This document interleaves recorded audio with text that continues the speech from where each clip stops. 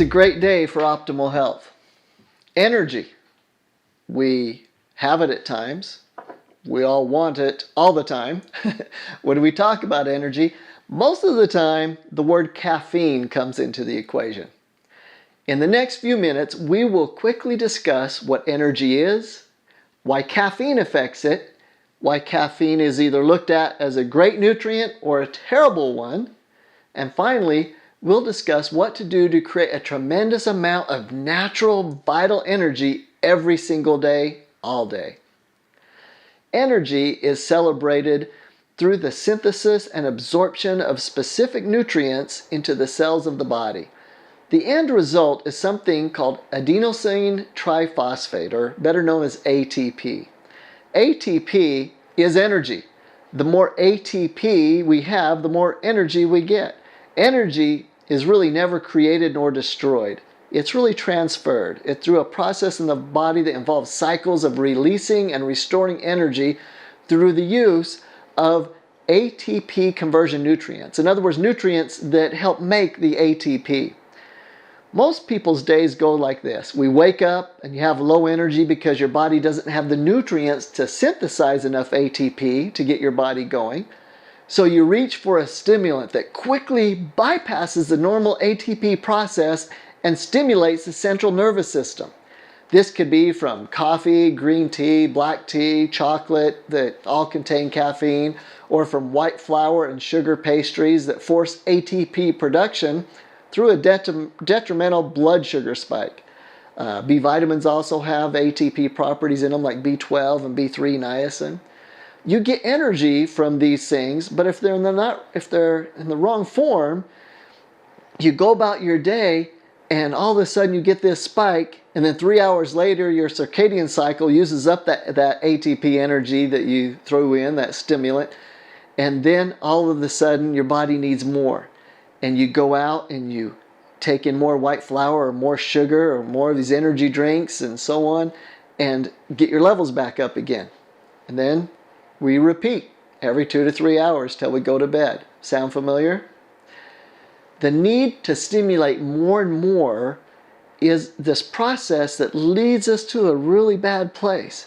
It takes more to force the body to keep making ATP from its resources because we're not really providing the right nutrients. So it's like a double-edged sword. We get the energy and we're already depleted of nutrients, so now we're making more energy, depleting us more, and it affects the adrenal glands that leads to irritability, depression, low energy no matter what we do.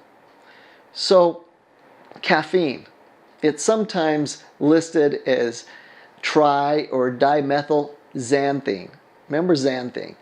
It's an organic-like substance, and it's primarily found in like cola nuts, cocoa, plant leaves, coffee beans, guarana, certain fruits, even other vegetables. And these xanthines, or caffeine, they serve as a central nervous system stimulant, and they're often used therapeutically to treat disorders like COPD because of the bronchodilating properties and other things in the body.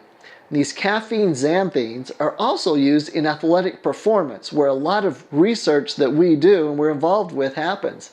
This actually gives us an advantage because now we can help you understand the benefits of caffeine and the problems you need to avoid it. Because the basic bottom line is this: we all want energy, and most of us are going to do things to create more energy in the body, and that's good as long as it's the right type.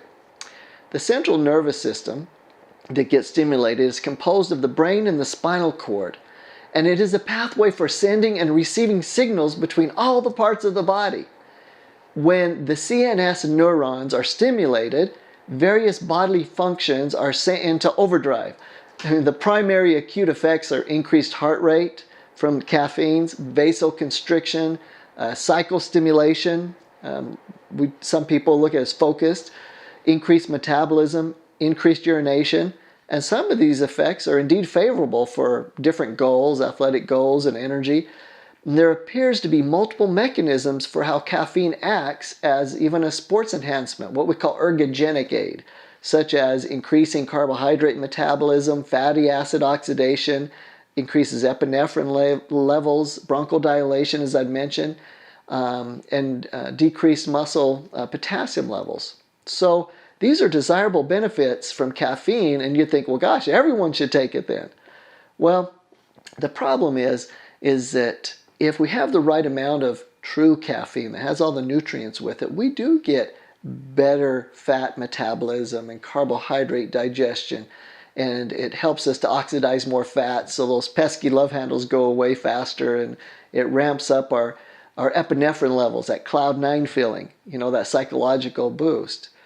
But when we misuse caffeine by taking in the wrong type or too much, it actually can cause major, major problems. And many times we hear about those.